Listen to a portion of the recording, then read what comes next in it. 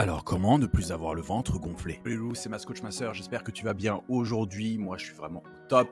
Avant de plonger dans le vif du sujet, je voulais te dire que j'ai préparé des vidéos exclusives en face cam, rien que pour toi. Regorge de conseils que tu ne trouveras ni sur YouTube ni sur TikTok. Pour y accéder, c'est très simple. Le lien est juste en description. Si tu apprécies le contenu, n'hésite pas aussi à liker la vidéo. C'est juste un petit clic pour toi, mais pour moi, ça fait une grande différence pour la visibilité de celle-ci et de la chaîne. Et surtout, reste bien jusqu'à la fin, car je vais répondre à toutes vos questions que vous m'avez posées sur mon site fatatacoaching.info. Tout d'abord, comprendre la cause. Le gonflement du ventre n'est pas toujours un signe de mauvaise santé. Cependant, si tu ressens des douleurs supplémentaires ou un durcissement particulier, il est recommandé de consulter un médecin. Le gonflement du ventre peut être dû à l'aérophagie ou de la dyspepsie, qui sont souvent liés à ce que nous mangeons et nous buvons. La distinction entre un ventre relâché et un ventre gonflé est importante. Le ventre gonflé est souvent dû à une digestion difficile.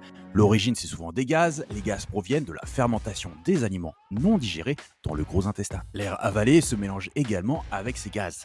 En moyenne, une personne produit entre 1 litre et 1,5 litre de gaz par jour. Il y a bien sûr des causes inévitables. Après un repas, il est normal d'avoir le ventre légèrement gonflé. Les jours autour des menstruations peuvent également causer des ballonnements. Il faut bien entendu que tu évites certains aliments. Si tu gonfles facilement, sache que bon nombre d'aliments sont à fuir. Parmi eux, nous avons les produits laitiers, le fromage, la charcuterie, les œufs, les lentilles, les viennoiseries, les crudités, tout ce qui est frit, le pain de seigle ou aux céréales, le chou et la charcuterie également. Alors comme tu peux le voir, la liste est longue. À la place, mange des produits laitiers demi-écrémés, du poulet, des légumes cuits et des aliments de type quinoa ou boulgour. Je te conseille aussi d'arrêter de mâcher du chewing-gum pour éviter d'avaler inutilement de l'air. Et parmi les aliments fermentables, donc les aliments comme le chou, les légumineuses et les produits laitiers, peuvent aussi augmenter ta production de gaz. Je te conseille également d'éviter les jus de fruits et les fromages à moisissure interne. Bien sûr, d'autres choses à éviter comme certaines boissons telles que l'alcool ou les boissons gazeuses peuvent causer tes ballonnements. Il faut que tu saches aussi que le stress est également un facteur majeur de ballonnement. Le stress peut stimuler l'intestin et augmenter la production de gaz. Je te conseille également de manger lentement. Lorsque tu manges trop vite, tu avales de l'air et ce dernier se loge dans l'autre domaine et fait donc gonfler le ventre, provoquant des douleurs par la même occasion. Donc prends le temps de savourer ce que tu manges en mâchant consciencieusement. Je te conseille aussi de marcher un peu, rien de tel qu'une petite balade après les repas pour favoriser la digestion et donc éviter ces sensations de ballonnement et de ventre gonflé. Donc rassure-toi, pas besoin de faire une grande randonnée, une petite marche de 10-15 minutes peut amplement suffire. Je te conseille aussi de connaître tes intolérances. Un ventre systématiquement gonflé peut vouloir dire que tu consommes quelque chose que ton corps ne tolère pas. Alors pour savoir ce que tu ne tolères pas, n'hésite pas à aller consulter un médecin qui te fera faire des tests afin de déterminer l'origine de l'intolérance. Alors je te conseille aussi de boire, alors pas pendant le repas, il vaut mieux éviter, mais après.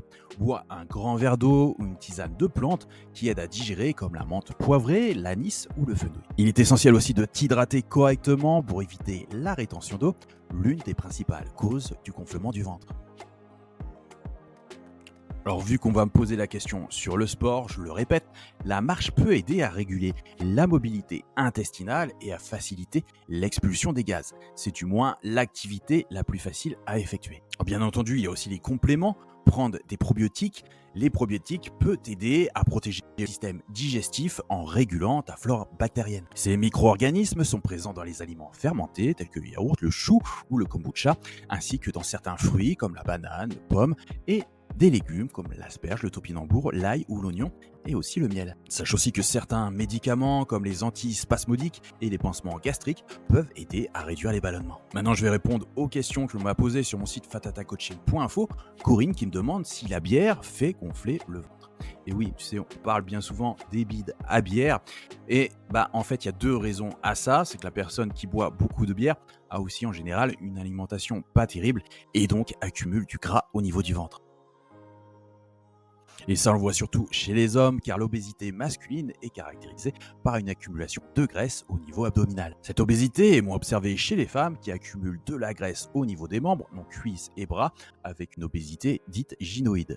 L'autre raison chez les gros buveurs est la présence d'une acide ou épanchement liquidien intra-abdominal, la cirrhose due à l'alcool qui entraîne une accumulation de liquide. Tu l'auras compris, c'est pas vraiment la bière en elle-même qui fait grossir.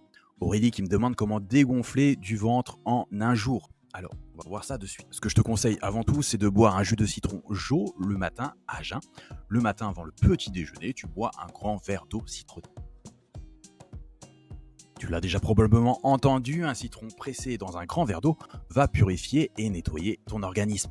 Nadia, maintenant qui me pose la question, pourquoi mon ventre ne dégonfle pas? Alors Nadia, je connais pas ton alimentation, mais tu peux avoir un ventre ballonné à cause d'une alimentation trop riche en aliments fermentescibles. Donc fruits, légumes, ou à cause d'une sensibilité particulière à certains aliments et parfois même selon leur mode de cuisson. Il est possible également que cela soit dû à une consommation excessive en boisson gazeuse. Alors ne loupe pas la surprise pour toi, dans la description tu trouveras un lien exclusif pour accéder à mes vidéos inédites en face cam qui sont totalement gratuites.